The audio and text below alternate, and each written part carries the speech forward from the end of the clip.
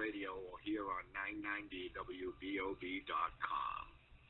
And I guess we have one caller, two callers on, pal? One? Okay.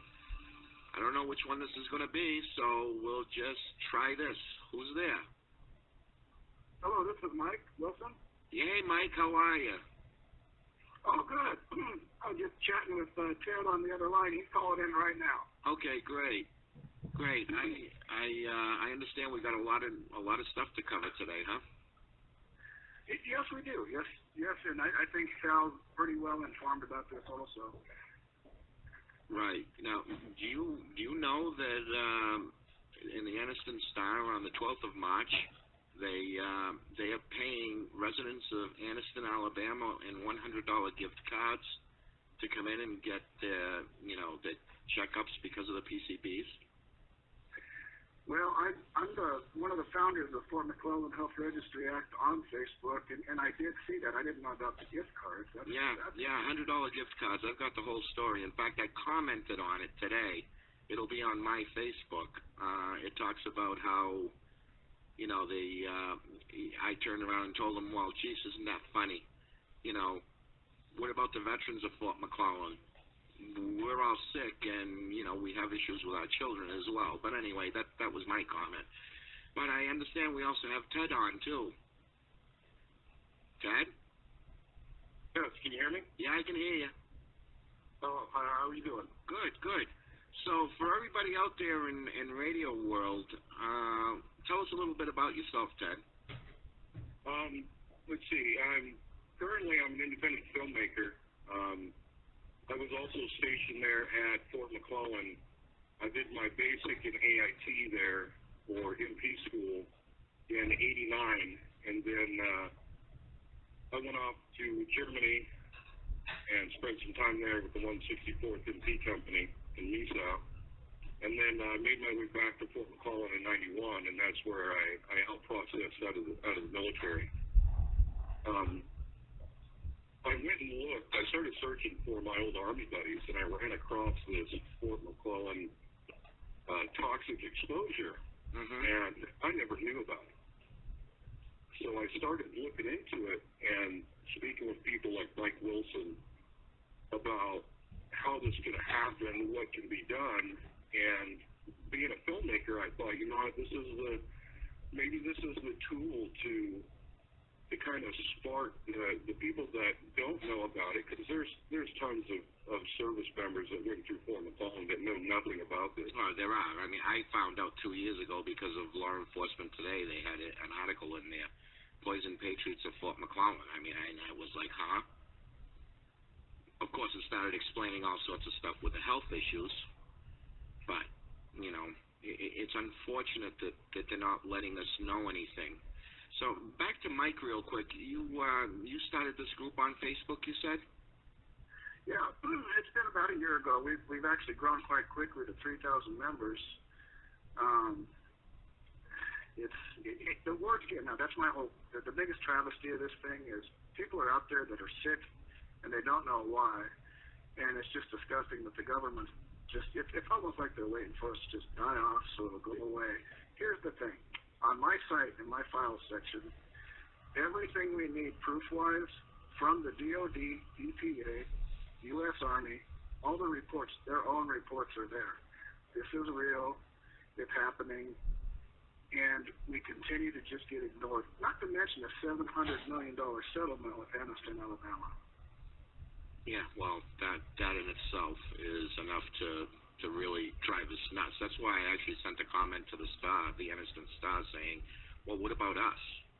I mean, what are we, third-rate citizens? Yeah, I just don't get it. The Camp Lejeune thing, it finally went through. And I know there's other sites around the country. We all need to just get together. The government needs to acknowledge this. We're not going to go away, because I found out recently that, through physicians and stuff, this will affect our children. Oh, this affects us on a mitochondrial level. I can attest to that with my children. Absolutely. I can also say that, I've been in and out of the hospital for all sorts of phantom pains, I guess, because they're never finding anything. Had a CAT scan, and they finally found fat infiltration of the liver. That's why my enzymes are off. And of course, they say, wow, maybe you're too fat, which I'm not. But anyway, then I look into it, and I dig and find, yeah, PCBs can cause that kind of stuff, and heavy metals can as well. Oh, I talk to 2,000 to 3,000 people a month about this, and listen to symptoms, what the doctors are telling them. We're all traveling the same path. What's amazing is when this finally comes together, we're all sick with the same thing. Yeah, we are. We most certainly are. So, Ted, what are your ideas? I think speaking with everybody in the group and reconnecting with MPs that went through there, and I've spoken with some of the soldiers that went through the chemical school. I was in the process of doing several other different projects. I went to the CEO of this small film company that I have, and I explained to him how passionate I was about this project, of doing this documentary, not only for the veterans that went through Fort McClellan, but to raise awareness to just the citizens of America. I mean, I'm sure that if they saw and heard and knew about these veterans at Fort McClellan, I mean, what blows me away about it, and excuse me, I'm a very passionate man, and it irks me because the same level of integrity and ethical, how do I want to put this? The first thing that comes to mind. Yeah. I get my words, it gets all... Don't worry, I do that all the time, too. The Department of Defense and the Army and the VA, and especially the people in the subcommittee that H.R. 411 is sitting in, they're not being held accountable as we were as soldiers. And that's what blows me away. I mean, we had a certain code that we lived by in the military, and they're not honoring the service that we did. And now I've talked to people that they have cancer, they have fibromyalgia. These people are dying, and they don't care. And this documentary is going to put it out there in front of everybody.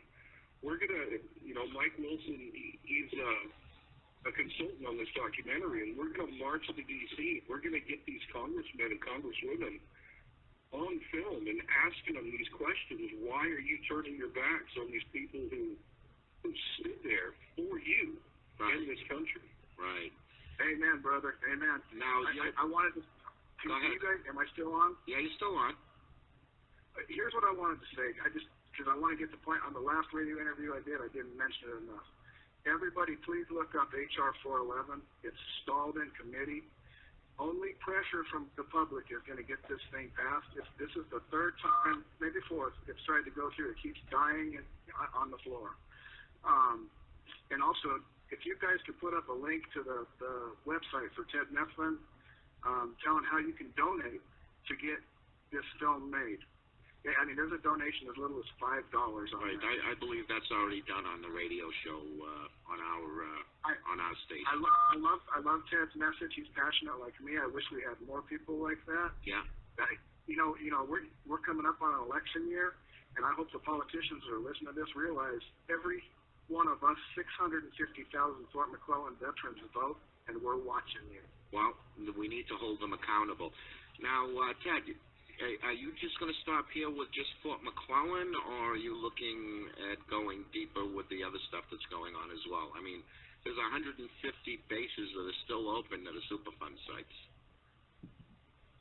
Yeah, since we started on this project, and it's been known, we have had people from actually all over the planet that have come to us about certain issues with bases, certain deployments. We right now we have filed everything in certain files to be able to look into those further. But to be honest, right now, our whole concentration is on what's going on in Fort McClellan and getting the HR 411, because all those once HR 411 is passed, it kind of gives everybody precedence into being able to pressure Congress to actually take care of their soldiers. Right. That gives us presumptive status. I understand that, but however, isn't 411 just have to do with just PCBs alone, and that's it? That's you know, and that's, I always try to direct anybody who's interviewing me away from the radioactive isotopes, the myriad of other things that are going on there. Well, yes. This bill strictly is PCBs. But once that door is open, guys, once this bill gets passed, it opens the door to a lot of help. I agree with you with that, but unfortunately, like I was saying, there's all sorts of other things. I mean, my doctor, basically my primary care doctor, finally, before I got out of the hospital this week, basically turned around and said, well, it's quite simple. My logical conclusion is that you were, contaminated by or exposed to so many chemicals that now your body is acting differently than many others. And, oh, by the way, thank God we didn't find anything in the CAT scan that was detrimental. That's not, I'd like to know what's wrong with me. Put a name to it or something. It's neurotoxins. Well, neurotoxins, yes, I understand. I could go into a lot of things, but symptomatic-wise, again, I'm talking to 2,000 to 3,000 people a month, and females and males, and not even getting into the children, but you look at all of our ailments. In fact, on my website on Facebook, there is a list of Fort McClellan-related diseases, and people have an aha moment when they read that. They're like, well, I have that, and we all have the same thing. Right. Mike, you were about to say something as well. That was it, huh? Same thing?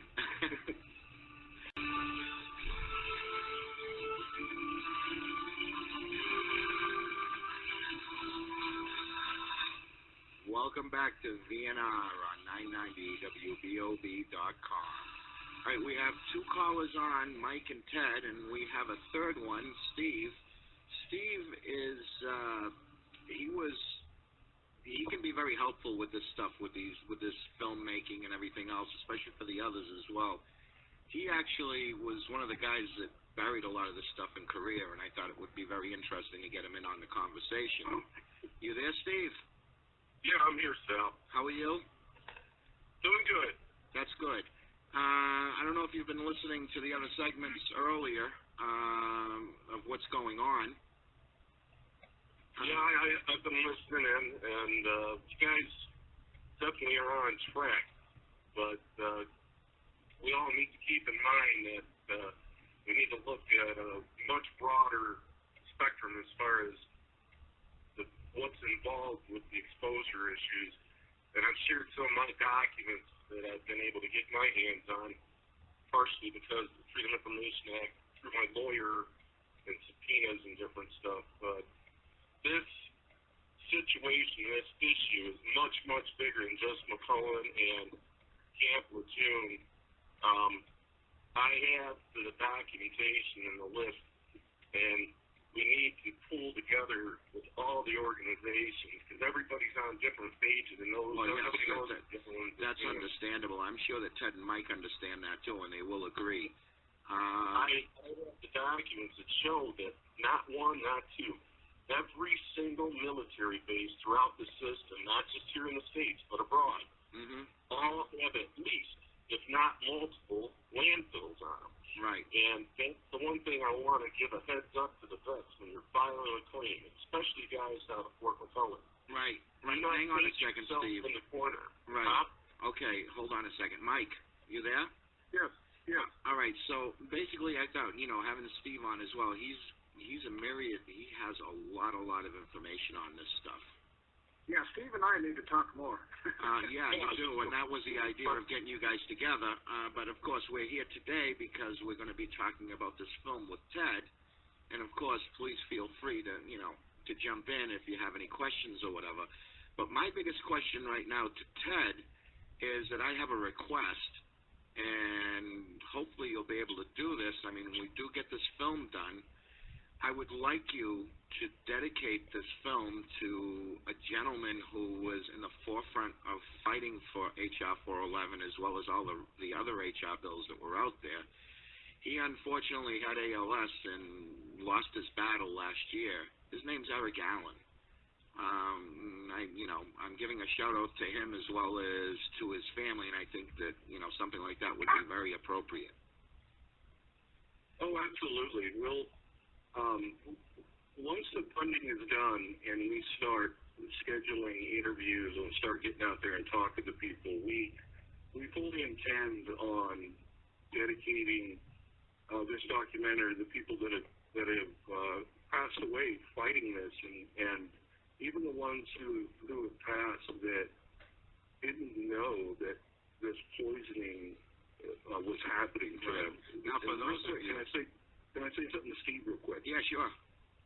I know what you're saying about this issue being much broader than Fort McClellan, because but like I said before, the people that have started contacting me about the exposure has actually reached across. We have the USS Ronald Reagan that was over there during the earthquake in Japan. We have the radioactive isotopes, all the people that were exposed to radiation there in Moscow, Germany, at the site there, and then you have Korea and Lejeune, and it's a much bigger, broader issue than Fort McClellan. But Fort McClellan is just a jumping off point for the. Well, I know absolutely. But the one thing I got to tell you guys is the reason the effects on everybody as far as here in the States is the reason we're getting neglected, and Sal has a copy of the document. They are spending not millions, they are going to spend a projected trillions of dollars. And right now, what they're doing, instead of taking care of their own, they're busy dropping money left and right, covering their asses on overseas areas like Korea, Okinawa, and that's why we're getting neglected, because they're trying to cover their asses on the liability where they bury this stuff overseas. Right, and it doesn't help our cause, too, that a while back they had that tax on the chemical companies, and then they took that tax away and put it on the taxpayers. So a lot of it is they don't have the funding, which to me is absolutely ludicrous. Well, funding or not funding. The funding ain't there. For instance, just for example, one example, there's a lot of them, but Korea. And I bet you a lot of the people listening to the radio, taxpayers, don't know this, but right now, if you want to buy some cheap property, the U.S. government, the DOD, owns $83 million worth of contaminated real estate in Korea that's so jacked up, they don't want it back, and we don't want to give it back because they'll find out what we buried under it. So we're just sitting on it, fencing it off, and leaving it alone. Right, Steve. We also have something. We also have something like that in Fort McClellan, where the BRAC, the Base Relocation and Closure Committee, turned around and said, "A good portion of it's going to have to be fenced off. It's never going to be able to be used." Absolutely. They gave it to the Alabama Department of Natural Resources. They did the same thing with Fort Ord. Now they're stuck with it, and they just, within the last 2 months, found paperwork and records showing that they had Agent Orange stored there in a warehouse, and it leaked all over the place. Right. We just had a guy won his claim because of it. So they know what the hell is going on. They're just trying to keep it under wraps because the liability is coming at them like a freight train. Certainly. Mike, question for you. How are you feeling about all this stuff that you're hearing and going on? I mean, I'm sure you must be very well versed that this stuff is happening all over the place. I have a dear friend, a personal friend that's a senator and one that's a congressman here in Colorado. Talked to a lot of people out of Washington. And even with the politicians, the first thing that comes up is, no way. It's a credibility thing. And then you have to bring up, well, read a book by Dennis Love. It's called My City Was Gone. Yeah. It's out there. talked about credibility. Number two, 60 Minutes did an expose on this several years back.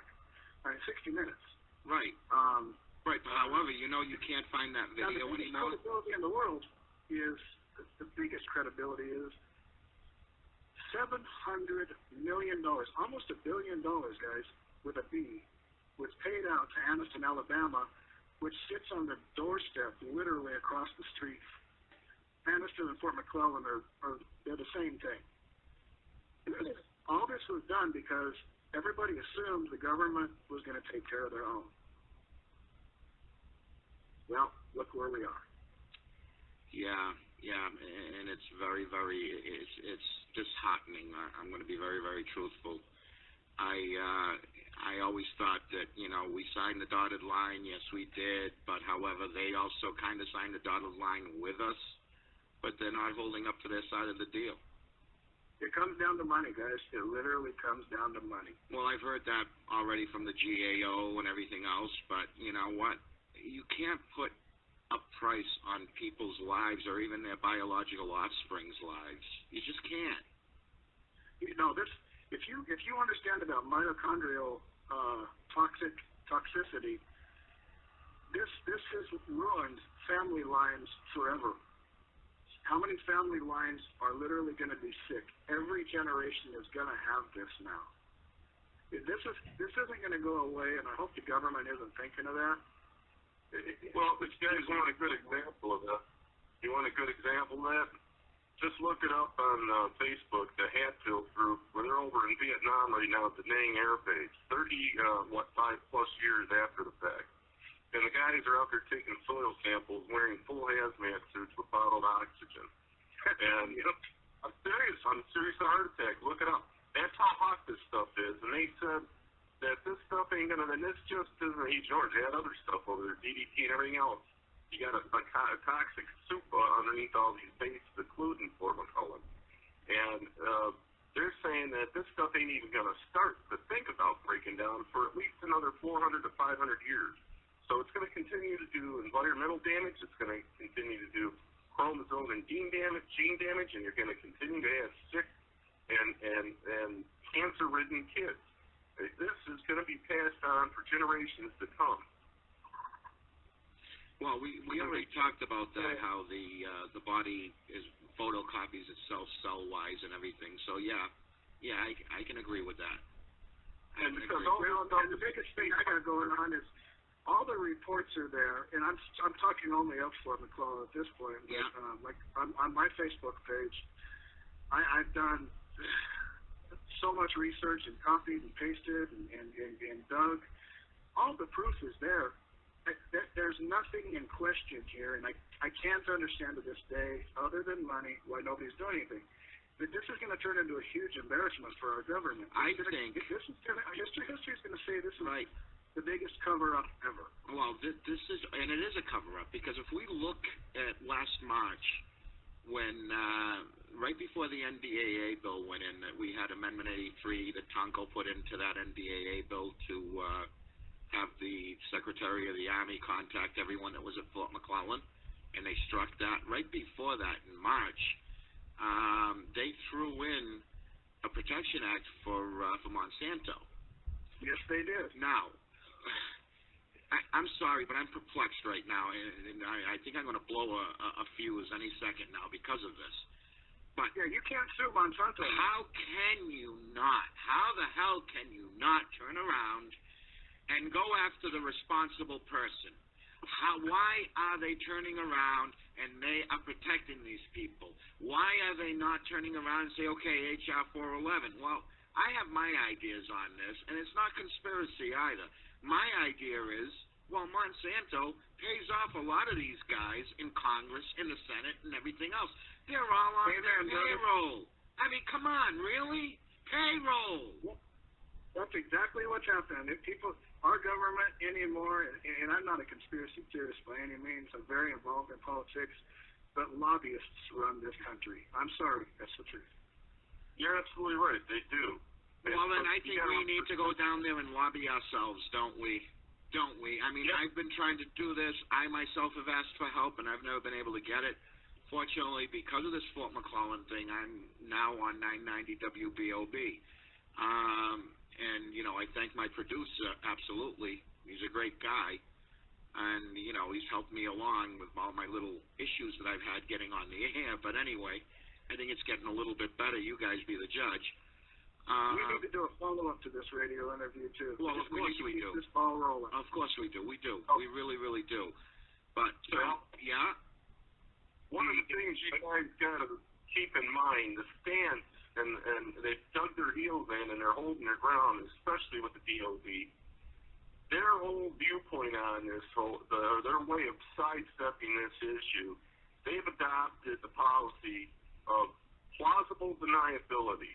If we say it didn't happen long enough, it didn't happen, which is total BS. But that's where they're coming from. Well, you know as well as I do, they can't keep up with this plausible deniability. There's too many people getting sick. The states are also being responsible for these people. I mean, people that don't have insurance are ending up on Medicaid. The states can't afford this. Well, they're doing a good job of it so far. You got an entire generation of boys that come back from Vietnam that's been getting a runaround for 35 years. You know, Fred Wilcox wrote a book that explains it all, man. Waiting for an army to die, and that's exactly what they're doing. Yeah, but the thing is, they don't die because then you have the other people that inherited this stuff. They're innocent. That's not even their fault. I mean, it's not their fault. It's harder to prove a secondary exposure when it's passed down, and that's what they're building on or banking on. Well, you know, yeah, your grandfather's a Vietnam vet. Well, hey, that doesn't mean nothing. You were never there. Have a nice day. Right. And that's going to bring me back to why this documentary needs to get funded. We have to have this happen. This documentary has to happen. I'm going to put as much of my money and resources into it as possible. I know Ted's fully committed. This documentary is going to happen. Right, and it will, and I'm sure it will. I'm sure it will, and I hope everyone out there listening will understand the gravity of this whole situation. That's part of the goal of this documentary is you'll see the politicians, once you get someone in there interviewing them and you have a camera in front of them, they seem to kind of change their demeanor from a phone call or a form letter that they send back to you. And to force them to actually make the moral choice of doing the right thing, because millions of people are going to see this documentary.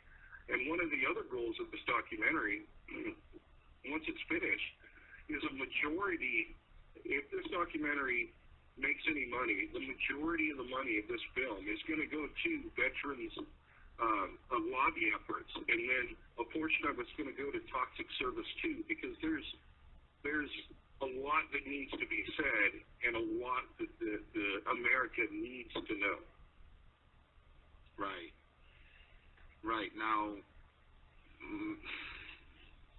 it's wonderful that you're doing this. It's wonderful we're all actually working on this, and that's my big thing that I've always said. We all need to get together, no matter what. That's right. Nobody's going to buy us off with a $100 gift certificate. Hell no. No, not a chance in hell. I mean, the day I do something like that, hell's going to freeze over, and I don't want to go to a cold place after I'm done. We're going to win this, guys. There's no doubt in my mind. Yeah, I hope so. Well, Ted, I really, really, when we get back, I'm going to start, talking a little bit more, about this film and everything. So if you guys just hang on, we'll be right back. And welcome back to VNR on 990WBOB.com. Okay, so we're going to get into the nitty-gritty now of this film. Ted, tell us a little bit what you really, what you're envisioning with this. The actual title of the documentary, Toxic Service, The Soldier Story, is we're going to heavily feature some veterans who have been affected by this, and we will back up their testimony, if you will, by documents that show that these ailments and the diseases and the sickness and the illness they have is directly contributed to their service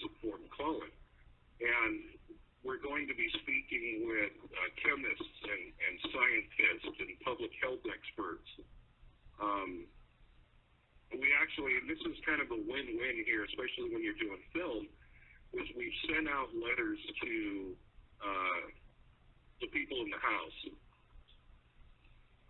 trying to give them a heads up that we're going to be requesting an opportunity to interview them. So you have, on the other hand, if they say yes, we will get them on film speaking their mind or saying or stating their position on HR 411 and the toxic service. But if we get denied, that's just more ammunition for their constituents and for the citizens of America to pressure them to ask them, well, why don't you have a stance on this? And a lot of the documents and a lot of the research for this basically has already been done by Mike. And we're going to take all that and combine it together in probably an hour and a half, an hour and 45-minute documentary film that we're hoping is going to be seen around the world. I mean, the word is spreading. We've got a donation for this documentary from the Netherlands. Yeah. So that to me it's gratifying to know that it's actually getting out there and people are interested. Certainly. The big thing, like I was saying, there's many others out there that have the experience and everything else, and I really, really appreciate you coming up, coming to bat with this. Obviously you are a Fort Mac vet. Have you had any luck with medical people, such as doctors or whatever, that might want to come on to this? The funny thing about physicians funny is you can go and see a doctor and get your 2 minutes of medicine, and they'll tell you exactly what's wrong with you. But when it comes right down to putting a statement out for the public, there's not really too many people, because obviously they're licensed by the state, and a lot of them they don't want to put themselves out there for ridicule, which to me is ludicrous, because they took that oath. Yeah, well, I was just going to say that. They did take the Hippocratic Oath. Look, as far as I'm concerned, at the VA, they have doctors come there to work that have, their student loans, and if they stay there for I don't remember how many years or whatever, they will wipe out their student loans. So of course they can't bite the hand that feeds them. That's at least what they're thinking. But what about that oath? Yeah, you know who I'm talking about, but I do have a doctor that I'll hook you guys up with. Right. I'm going to throw his name out there right now until we get him on. Well, that was the idea of this, Steve. For the VA, and he went rogue when he got tired of getting his hands tied when he tried to help the vet. And he's out there now on his own. This guy's credentials are a mile long, and he will go up to that. All right, that'll be great. Get a hold of that guy. Absolutely. I'll put you up. We'll talk. All right. Absolutely. That'll be fine. And a lot of people, they get, and it's a camera thing. I don't know if it's stage fright, but a lot of people sitting in front of the camera, they get they get a little scared. But most of the time, the director of this film, Jason Loring, he is a certified interrogator, and he's very good at making people feel comfortable and talking and saying the things that need to be said. So it's good that we have him on board doing this documentary. Yeah, I think that's wonderful. But they also have to remember one more thing too. We are all trained investigators. Let's think about this. We're trained investigators. What were they thinking? Oh, absolutely. And I'm kind of the shoe on the other foot guy, so let me give you this little analogy here. So if I have a maid and a security guard watching my house, and the house is full of asbestos and it burns down, and I take care of the maid and her family because she only comes in every so often, but the security's on site, and I totally turn my back on him, that's exactly what is happening to the people that serve there at Fort McClellan. They're picking and choosing who they want to take care of. And it's not fair, and I know it's not a fair world, but these are These are people who volunteered, to join the military to, protect the Constitution of the United States. And I know that's kind of a funny term lately because of how the Constitution has been used as a doormat, but it needs to be upheld. These people need to be taken care of, and this documentary is with my last breath, I'm telling you, this documentary is going to open some eyes. Yeah. Now, from what I'm seeing with this, between you, Ted, and I got Steve on as well, and Mike, I think all, the four of us need to put our heads together a little bit more and see how much deeper we can get with this. Like I said, Steve, he is a myriad of information that can also help the Fort McClellan issue. I also had this other guy, George Claxton, on last week. This guy is a guru when it comes to dioxins and different types of herbicides and stuff. A very wonderful person to have on. And I think, you should let this guy in as well. What I'm seeing, I want to speak with him. Yeah, you will. I'll get you in touch with him this coming week. I mean, this past week my health has been somewhat frail, so I wasn't able to do that much. What I've seen, however, though, I do find citations on the VA site with people that have appealed for mustard gas, for Agent Orange, for all sorts of other stuff from Fort McClellan that they did win their appeal. So to me, this is somewhat of saying, okay, you're proving that you're wrong. You're proving that you guys did this, but why aren't you helping everyone? This is what I'm not understanding. Why do we all have to play the game? Yeah, especially when they have 52 congressmen that have signed on to this. 52 sitting congressmen have signed on to this, and nothing is getting done. Right. Steve, you were saying something? Well, there's a reason for that, and what they're doing is they filter everything to slow down the flow of the claims that's being approved. And their loophole is the fact that it states every case is awarded on an individual basis. So that way you can't set a precedent. Like if I win my claim, you can't come along and say, well, you can help. It helps. Believe me, you can take some of the language that helps. Right. But you can't take a guy from Fort McClellan that won a claim and another guy that come in after, say, 2 years afterwards, and use the same language because they're not going to accept it. Of course that's not. The way they're looking at this. Yeah. How they're screwing everybody, and that's why they got this huge backlog. They claim is because the system's broken. It's not true. It's because that's what they want to slow it down. Right. They can't. They got checks. They're writing checks they can't cash. Right. Okay. We're just getting ready to end the show. So Ted, you have a message out. You have a message for everyone.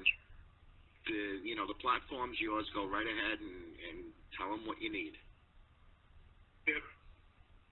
If people truly believe and support their military, they can go to Indiegogo.com and then just search Toxic Service, The Soldier Story.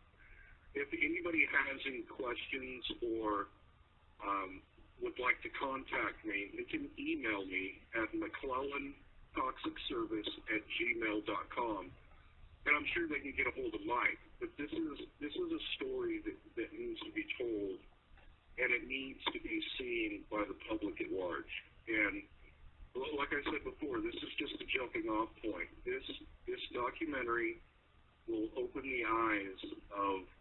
It's easy to go out and hang yellow ribbon around a tree. Right. It takes integrity and fortitude to actually stand up and talk to people and support the veterans, and I really hope people do. Okay.